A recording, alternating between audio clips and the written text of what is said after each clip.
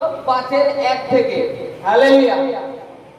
স্বাধীনতার নিমিত্ত খ্রিস্ট আমাদিগকে স্বাধীন করিয়াছেন, অতএব তোমরা স্থির থাকো এবং দাসত্বের জোয়ালিতে আর বদ্ধ হইও না।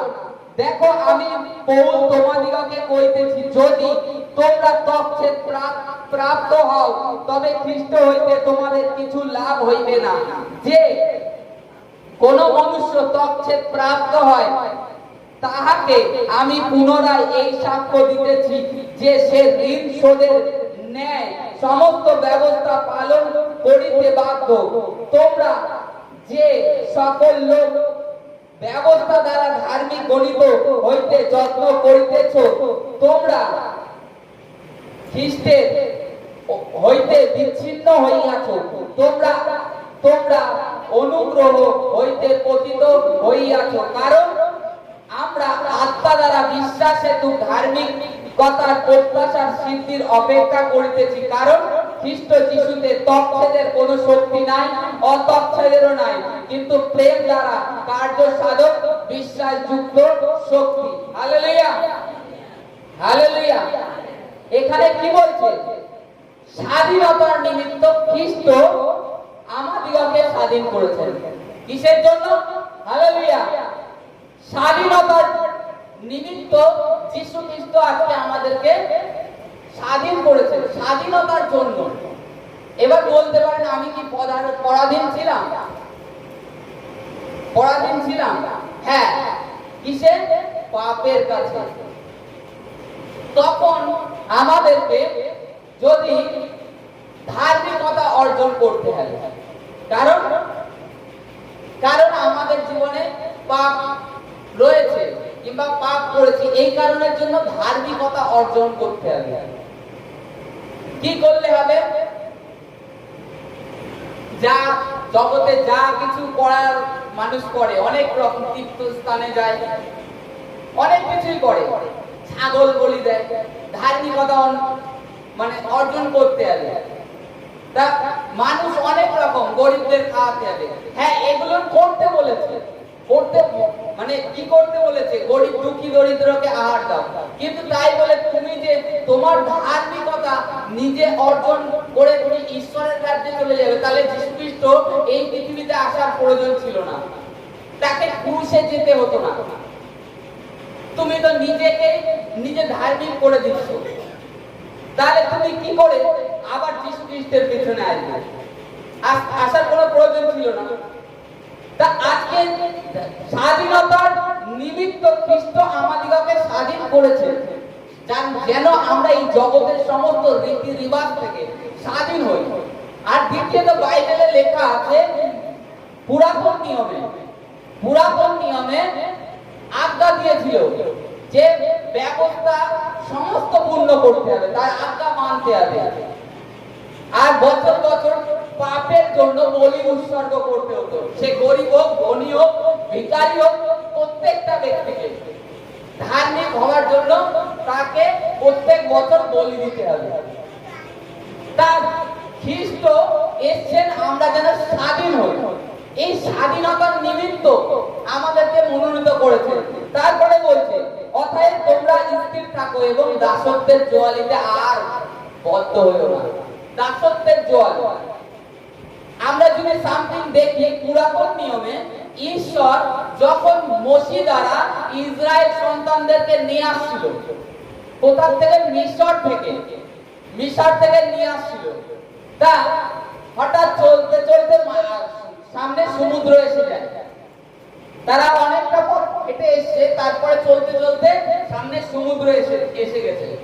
তা ওখানে লোক ছিল 6,40,000 লোক। মোশি তাদেরকে নিয়ে আসছিল। মোশি হচ্ছে তাদের, যেহেতু ঈশ্বর স্বরূপ তাকে করে দিয়েছিল, ঈশ্বর সদাপ্রভু নিজে বলেছিল যে আমি তোমার ঈশ্বর সদাপ্রভু, আর আমি তোমাকে ইসরায়েল কাছে প্রেরণ করছি, তুমি তাদের কাছে ঈশ্বর স্বরূপ হবে। তা মোশি নিয়ে আসছিল, নিয়ে আসতে সমুদ্র যখন সামনে এসে, তখন যে ইসরায়েল সন্তানরা ছিল, তখন তারা কি বলছিল জানেন? যে মিশরে ছিলাম, দুবেলা দুমুঠো খেতে পাচ্ছিলাম, এই সমুদ্রের পাড়ে নিয়ে এসে এখানে কি খাবো? আর দ্বিতীয়ত ফরাউন রাজা আসছে ওই পেছনে, ওখানে তো খেতে পাচ্ছিলাম, এবার এখানে আমাদের পরিবার সমেত মেরে ফেলবে, মসির বিরুদ্ধে বচসা করছে। তা বলছে ওই মিশরে আমাদের থাকা ভালো ছিল, কেন তুমি মসি আমাদেরকে মারার জন্য নিয়ে এসছো? তখন কি করলো, মানে তাদের যে মন দেখুন আবার সেই মিশরে টান হয়েছে, মিশরের প্রতি। এই কারণে বলছে তোমরা আবার দাসত্বের দুয়ালিতে বদ্ধ হও না, তোমাদের টান যেন পিছু না হয়, প্রভু যিশুর কাছে এসো। এটাই লক্ষ্য রাখো যে আগে সমুদ্র থাক আর যা থাক সেটা ঈশ্বর দুভাগ করতে জানেন। আজকে আমাদের জীবনে সমস্যা আসুক, খ্রিস্ট আমাকে স্বাধীন করেছে। মিশরের যে ইসরায়েল সন্তানরা যে পিছু টান দিয়েছিল, ওরকম টান যেন আমাদের না হয়। আর এই বাইবেলের বাক্য এগুলো লেখার উদ্দেশ্য কি? আমাদের জন্য, যেন আমরা এর থেকে কিছুটা শিখি, যেন সেই ইসরায়েল সন্তানদের মতো না করি। এই কারণের জন্য বাইবেলে উল্লেখ করে দিয়েছে। আমরা ঈশ্বর ছাড়া প্রভুর প্রাঙ্গণে এসেছি, আবার যদি কেউ বললো জাদুকরের কাছে যায় এ করলে ভালো হবে, তোর এই জিনিসটা কমে যাবে, কেন? ঈশ্বরের কি শক্তি কম হয়ে গেছে? যিনি পৃথিবীর সমস্ত কিছু ঠিকঠাক ভাবে চালাচ্ছেন, সূর্যকে নিয়ত টাইম মতো উঠছে, সেটি করে দিচ্ছে, জল যখন দরকার দিচ্ছে, তাহলে ঈশ্বরের শক্তি কম হয়ে গেছে? প্রার্থনায় আসছি কমছে না, চলো আবার এই কবিরাজের কাছে যাই, এই ওজার কাছে যাই। এটা হচ্ছে মিশরের টান, এইটা হচ্ছে সেই আবার সেই দাসত্বের জোয়ালিতে বদ্ধ হয়ে যাওয়া। আমি আজকে দেখেছি এমনও পরিবার তারা খ্রিস্ট থেকে সরে গেছে, যিশুর থেকে, প্রভু যিশুর থেকে সরে গেছে, আবার তারা মিশরে গিয়েছে। মিশরে যাওয়ার পরে আগে তো প্রার্থনায় আসছিল, প্রার্থনায় ছিল, ভালো ছিল, হয়তো আর্থিক সমস্যা থাকতেই পারে জীবনে, কিন্তু শারীরিক অবস্থা খুব খারাপ হয়ে গেছে। তাদের শারীরিক অবস্থা, সেই পরিবারের স্ত্রীটার এমনই হয়ে গেছে যে হাড়ের সমস্যা হয়ে গেছে, কারণ সে মিশরে কাজ নিয়েছে, সে স্বাধীনতাকে স্বীকার করেনি। এটাকে, এই যে প্রার্থনায় আসা নিয়ত সপ্তাহে, প্রত্যেক সপ্তাহে আসে, এটাকে সে বোঝা ফিল করতো। যে মনে করেন সামথিং এখান থেকে দূর, ওই পাটার মোড়, এত দূর থেকে আসা সে বোঝা মনে করতো, কিন্তু তার থেকে বড় বোঝা শয়তান দিয়ে দিয়েছে। কারণ ঈশ্বর স্বাধীনতার নিমিত্ত তাকে বেছে নিয়েছিল, কিন্তু সে স্বাধীনতা, ঈশ্বরের স্বাধীনতাকে গ্রহণ করেনি। সে ওই দাসত্বে ফিরে গিয়েছে, আর ফিরে গিয়ে আজকে সে বিছনা সজ্জাই হয়ে গেছে এরকম। তা আজকে ঈশ্বর যখন আমাদেরকে মনোনীত করেছে, আমাদেরকে স্বাধীন করেছে, আমরা যেন পুনরায় সেই স্বাধীনতাকে ফেলে না দিয়ে ওই মিশরের ইসরায়েল সন্তানদের মতো না হই। আর দ্বিতীয়ত এখানে বলছে যে, এখানে বাইবেলে বলছে পৌল যে তোমরা ব্যবস্থা দ্বারা ধার্মিক হতে চেষ্টা করছো। ব্যবস্থা দ্বারা কেউ আজ পর্যন্ত ধার্মিক হতে পারে, কিন্তু যদি খ্রিস্টে বিশ্বাস করো তবে ধার্মিক হবে। যিশু খ্রিস্টকে বিশ্বাস করলে তুমি ধার্মিক হবে, তোমার কোনো দণ্ডাজ্ঞা থাকবে না। মার্ক 16:26 লেখা রয়েছে, তোমার প্রতি কোনো দণ্ডাজ্ঞা থাকবে না। খ্রিস্ট যিশুকে যদি বিশ্বাস করো যে তিনি আমার প্রভু, আর দৃঢ়ভাবে শক্তভাবে ধরে থাকো, তোমার কোনো বিচার হবে না। এটা বাইবেলে স্পষ্টভাবে বলে দিয়েছে। তাই এখানে ব্যবস্থা দ্বারা ধার্মিক কেউ হতে পারবে না। তারপরে এখানে বলছে কি, তারা ঋণ শোধের নেয়, যারা নিজেকে এর এইরূপ বলে যে আমি জন্মগত খ্রিস্টান, তারা ঋণ শোধের নেয় ব্যবস্থা পালন করার চেষ্টা করে। ঋণ মানে কি? দেনা। মনে করো আমার বাবা দেনা করেছে, এটা আমাকে শোধ করতে হয়, না আমার ভিটে বাড়ি সব বিক্রি হয়ে যাবে। তারা এইরূপ চেষ্টা করে, এইরূপ ভাবে নিজেদের জীবনটাকে কাটায়। উপোস করতেই হবে, প্রার্থনা করতেই হবে,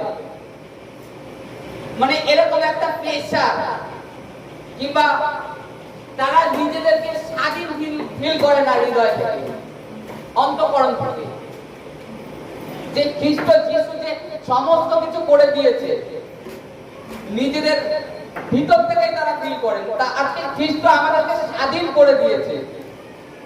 আর কি ব্যবস্থা দ্বারা আমরা ধার্মিক হচ্ছি না, ধার্মিকতা অর্জন করছি না, আমরা যিশুকে বিশ্বাস করি যে আমরা ধার্মিক হয়েছি, আমাদের পাপ ক্রুশে লুপ্ত হয়ে গেছে, ক্রুশে নিয়ে গেছে প্রভু যিশু। তারপরে এখানে বলছি কি, যারা তকছে তাদের কোনো খ্রিস্টের থেকে কোনো লাভ নেই, আর যারা অতকছে তাদেরও লাভ নেই। কিন্তু খ্রিস্টের কাদের শক্তি বেশি? যিশু খ্রিস্টতে প্রেম। যদি আপনার মধ্যে আমার মধ্যে প্রেম থাকে তবে অরিজিনাল। এখানে বলছে কিন্তু ছয়ে দেখবো, কারণ খ্রিস্ট যিশুতে তকছেদের কোনো শক্তি নাই, অতকছেদেরও নাই, কিন্তু প্রেম দ্বারা কার্য সাধক বিশ্বাস যুক্ত। হালেলুয়া। প্রেম দ্বারা কার্য সাধক বিশ্বাস যুক্ত, বিশ্বাসী শক্তি যুক্ত। প্রেম দ্বারা আজকে আমাদের মধ্যে যদি প্রেম থাকে একে অপরের প্রতি, তবে সেটাই শক্তিযুক্ত। নিজের প্রতিবেশীকে ভালোবাসতে হবে। যেখানে যাব, মনে করেন বাসে যদি আমি ট্রাভেল করি, বাসে কেউ আছে, কেউ বমি করলো, ঝম করে জল থাকলে জল তাকে দিতে হবে, এটা হচ্ছে প্রেম। নিজের কাছে সামথিং, তার কাছে রুমাল নেই, রুমাল থাকলে দিয়ে দিতে হবে, না মুখটা মুছে না। এটাই প্রেম। প্রেম কাকে বলে? কিংবা বাড়ির আশপাশের লোককে ভালোবাসি, অথচ ট্রাভেল করতে গিয়ে তখন আর ভালোবাসি না। যখনই আমার মধ্যে এই প্রেম প্রকাশ পাবে তখনই শক্তিযুক্ত হবে। তাতে ব্যবস্থা সমস্ত কিছু পূর্ণ হয়। এখানে যিশু খ্রিস্টের যে ধার্মিক গুলি রয়েছে তার সমস্ত কিছু অলরেডি পূর্ণ হয়ে গেছে, কারণ আমি যিশু খ্রিস্টকে বিশ্বাস করি। আর এই কারণে যিশু খ্রিস্ট, তাকে আমি ফলো করছি বলে আমার মধ্যে থেকে যেখানে ট্রাভেল করছি কোনো সমস্যা দেখছি, আমি সেটা সঙ্গে সঙ্গে আমার কাছে যেটুখানি কাছে তা দিয়ে আমি সাহায্য করার চেষ্টা করছি।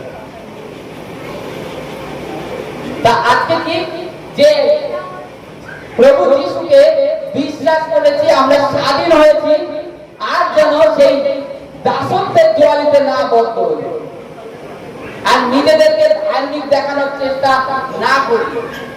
দ্বিতীয়ত, এখানে আমাদের ব্যবস্থা নয়, যিশু খ্রিস্টের দ্বারা আমরা ধার্মিক হয়ে গেছি, আর আমাদের মধ্যে যদি প্রেম থাকে তবে এখানে শক্তি যুক্ত হবে। হালেলুয়া।